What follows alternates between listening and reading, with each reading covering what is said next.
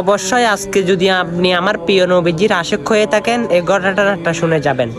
একদিন আমার প্রিয় নবীজি মসজিদে নববীতে খুতবা দিচ্ছিল। হঠাৎ কোথায় থেকে জানি কান্নার আওয়াজ আসতেছে। তখন সাহাবা ইকরামকে জিজ্ঞাসা করে কোথায় থেকে কান্নার আওয়াজ আসতেছে।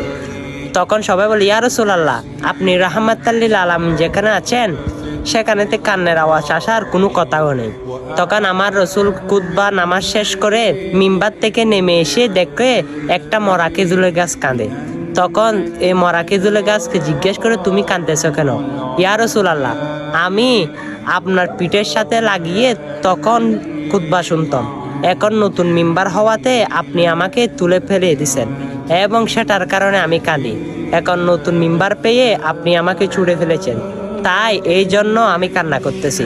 তখন আমার রসুল বলে, হ্যাঁ, আমি তোমাকে দোয়া করে দিই, তুমি মরা গাছ জীবিত হয়ে যাবে।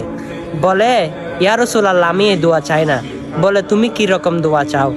তখন আমার রসুল বলে যাও, আমি আবার দোয়া করে দিই, তুমি সারা বছর তোমার গাছের মধ্যে ফল থাকবে, সকল উম্মতেরা তোমার ফলগুলো গাছের মধ্যে ফলগুলো খাবে। তখন বলে ইয়া রাসূলুল্লাহ, আমি সেই দোয়া চাই না। বলে তুমি কি দোয়া চাও? তখন সেই গাছটি বলে ইয়া রাসূলুল্লাহ, আপনি যে জান্নাতের মধ্যে থাকবেন সেই জান্নাতের মধ্যে একটা খেজুরের গাছ হইয়া আমি আপনি নবীরে সারা জীবন দেখতে চাই। তখন আমার রসুল বলে এই সাহাবা ইকরাম, যাও তোমরা একে মানুষের মতো দাফন দিয়ে দাও। এখন বর্তমান যুগে সে মরা গাছের নিচে যদি কোনো হাজি 2 রাকাত নফল নামাজ পড়ে তার জীবনের গুনাহ আল্লাহ রব্বুল আলামিন মাফ করে দে। সুবহানাল্লাহ।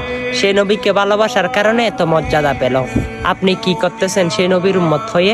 হ্যাঁ, আজকে যদি সেই নবীর উম্মত হয়ে থাকেন, কষ্ট করে এই মাসালাটা, এই বাণীটা সবার কানে কানে